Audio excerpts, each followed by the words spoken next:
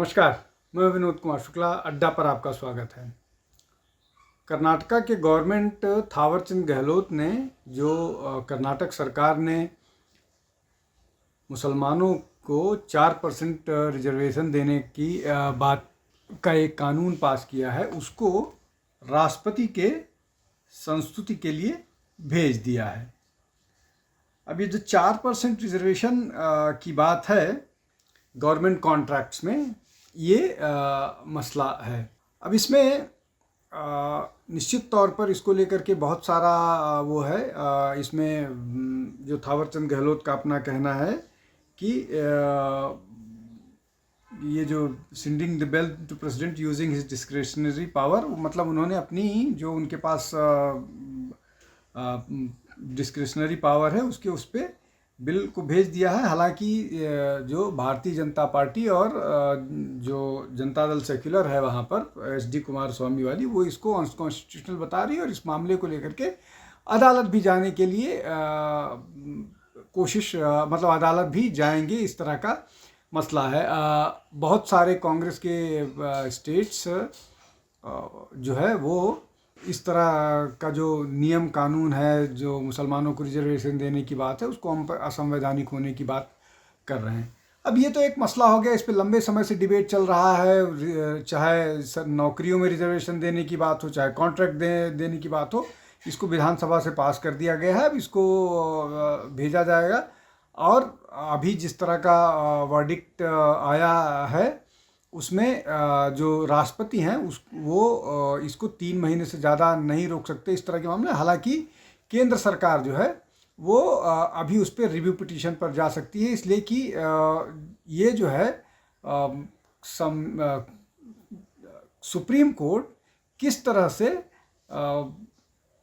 राष्ट्रपति को ये इंस्ट्रक्शन दे सकता है या राष्ट्रपति को इस तरह की बात कर सकता है कि आपको ये करना होगा, ये आपकी जिम्मेदारी है।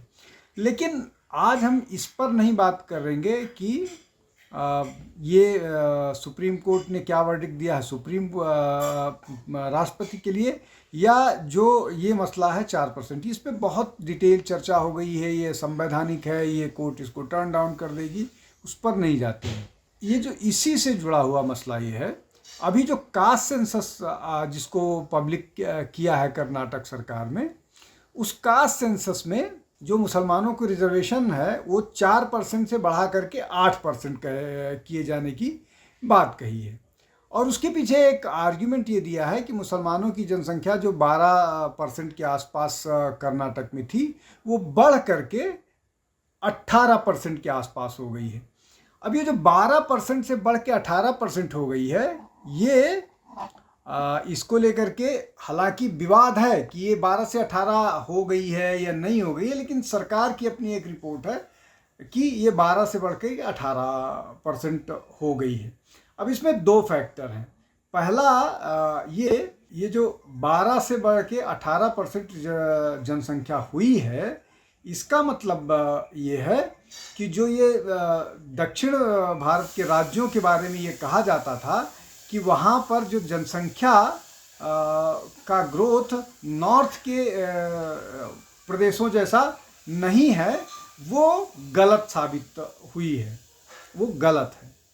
अब अगर ऐसा नहीं है तो दूसरा फैक्टर क्या है? दूसरा फैक्टर ये है कि ये जो 6% की बढ़ोतरी हुई है वो एक कम्युनिटी की हुई है। मतलब ये कि ये जो तर्क दिया जाता है कि मुसलमानों की जनसंख्या भी धीरे धीरे स्टेबलाइज हो रही है, वो स्टेबलाइज नहीं हो रही है, ये फैक्ट भी गलत है।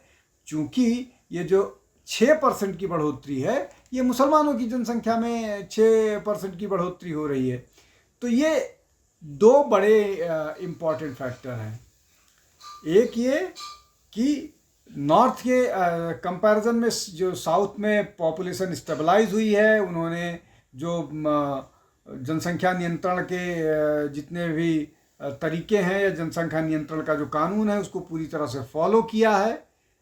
तो अगर वो फॉलो किया है तो वो मुस्लिम समुदाय के बीच में क्यों नहीं है, मुस्लिम समुदाय की जनसंख्या फिर क्यों बढ़ी है? और अगर केवल मुस्लिम समुदाय की जनसंख्या बढ़ी है तो इसका मतलब जैसा नॉर्थ में होता है वैसा ही साउथ में हो रहा है कि हिंदू समुदाय जो है वो जनसंख्या नियंत्रण के कानून को पूरा तरह से फॉलो करता है। उत्तर प्रदेश में भी, बिहार में भी, मध्य प्रदेश, राजस्थान, छत्तीसगढ़, जितने भी नॉर्थ के प्रदेश हैं सब जनसंख्या कानून को फॉलो करते हैं। यूपी में, बिहार में, पश्चिम बंगाल में जो पॉपुलेशन बढ़ने का है उसमें यही बात निकल करके आती है कि जो मुस्लिम समुदाय हैं उनमें जनसंख्या बढ़ोतरी तेज़ी से हो रही है। किसी के यहाँ 16 बच्चे हैं, किसी के यहाँ 15 बच्चे हैं, किसी के यहाँ 18 बच्चे हैं।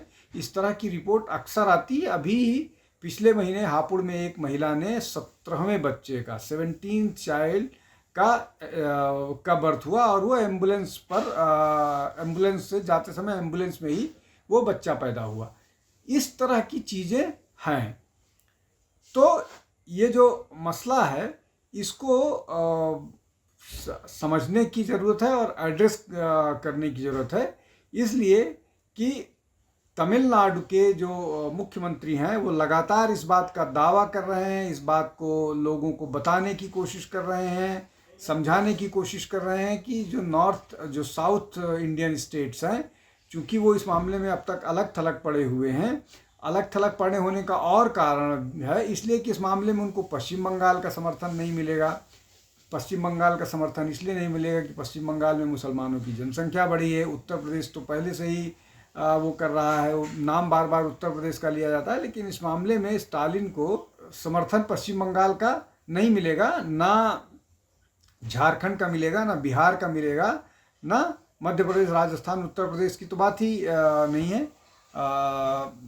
खैर वो एक दूसरा विषय है। लेकिन जो ये हम बात कह रहे हैं कि ये जो लगातार लंबे समय से ये बात कही जा रही है, अच्छा हालांकि ये जो डाटा वाली बात है, एक आध न्यूज़ चैनल्स ने इस डाटा को ही गलत बताया है कि जो प्रदेश सरकार बताने की कोशिश कर रही है कि मुसलमानों की जनसंख्या में 6% की बढ़ोतरी हुई है, इसलिए उनको रिजर्वेशन में शेयर मिलना चाहिए और ओबीसी को कुल 51% का शेयर वो बेनिफिट मिलना चाहिए। ये डाटा ही अपने आप में फर्स्ट है। डाटा को कायदे से उसको जोड़ा नहीं गया है, कायदे से कैलकुलेट नहीं किया गया है। इस कारण ऐसा इस तरह का डाटा निकल करके आ रहा है कि मुसलमानों की जनसंख्या कर्नाटक में 12% से बढ़ करके 18% हो गई है। अब इसमें एक और बड़ा फैक्टर निकल के आता है कि जो कर्नाटक की सरकार है वो किस तरह से डाटा को लेकर के भी मुसलमानों को बेनिफिट करने के लिए डाटा को भी गलत तरह से प्रेजेंट करने की कोशिश कर रही है। मतलब ये कि एक तरफ कांग्रेस के जो पूर्व प्रधानमंत्री हैं वो ये कहते हैं कि इस देश के संसाधनों पर पहला हक मुसलमानों का है। उन्हीं के नक्शे कदम पर चलते हुए रिजर्वेशन मुसलमानों को धर्म के नाम पर दिए जाने की बातें लगातार कांग्रेस कर्नाटक, तेलंगाना और बाकी कांग्रेस रूल्ड स्टेट्स में कर रही है। उसके साथ साथ अब डाटा को लेकर के भी इस तरह की गतिविधियां हो रही हैं जिससे उनको बैक डोर से बेनिफिट दिया जा सके। उतनी उनकी जनसंख्या ना होने के बावजूद भी उनको उनकी जनसंख्या ज़्यादा दिखा करके उनको बेनिफिट दिया जा सके, जिससे कि चुनाव में उनका वोट हासिल किया जा सके। इसमें बहुत सारी कमियां हैं, बहुत सारे गड़बड़ी है, बहुत सारी डेलिबरेट अटेम्प्ट्स हैं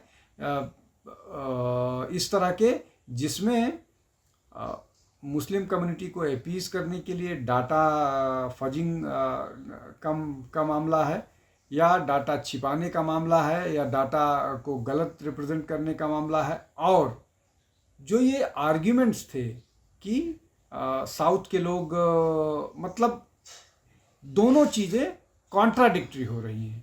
अगर डाटा सही है तो फिर मुसलमानों की जनसंख्या बढ़ रही है, तो जो आर्ग्यूमेंट दिया जाता है कि दक्षिण में जनसंख्या नहीं बढ़ रही है, वो गलत है। और अगर केवल मुसलमानों की जनसंख्या बढ़ रही है तो ये जो बात कही जाती है नॉर्थ में केवल पॉपुलेशन बढ़ रहा है, वो फैक्ट गलत है। Muslim population across the country जो है वो बर्थ रेट और उनकी पॉपुलेशन बढ़ रही है। वहाँ पर भी कर्नाटक और तमिलनाडु में भी रोहिंग्या और बांग्लादेशी पहुँच रहे हैं और उनको शरण दिया जाता है। और तीसरी जो सबसे महत्वपूर्ण बात है इन सब में कि जो बात है नॉर्थ और साउथ का जो डिवाइड किया जाता है वो पूरी तरह से गलत है। नॉर्थ के जो हिंदूज़ हैं वो भी इक्वली इसको फॉलो कर रहे हैं और वहाँ भी हिंदुओं की जनसंख्या में गिरावट आई है। मुसलमान पॉपुलेशन बढ़ रही है। और ये अगर आप इसको 47 से बात देखें और अब तक देखें तो 47 में जो लगभग 10% के आसपास थी, 2000 पिछले सेंसस में वो लगभग 14% के आसपास पहुंच गई है। मतलब 4 से 5% का इजाफा हुआ है। और जो पिछले 60 सालों में, मतलब जब पिछला सेंसस हुआ था, और ये और अगले सेंसस में ये कहाँ जा कर के रुकेगा, कहाँ नहीं जा सकता। आज के लिए बस इतना ही। आप हमारे चैनल के साथ जुड़िए, हमारे चैनल को लाइक कीजिए, शेयर कीजिए, सब्सक्राइब कीजिए, जिससे हम ज़्यादा से ज़्यादा लोगों तक पहुँचे और आपके सामने नया वीडियो, बड़ा बेहतर वीडियो लेके आ सकें। बहुत बहुत धन्यवाद। नमस्कार।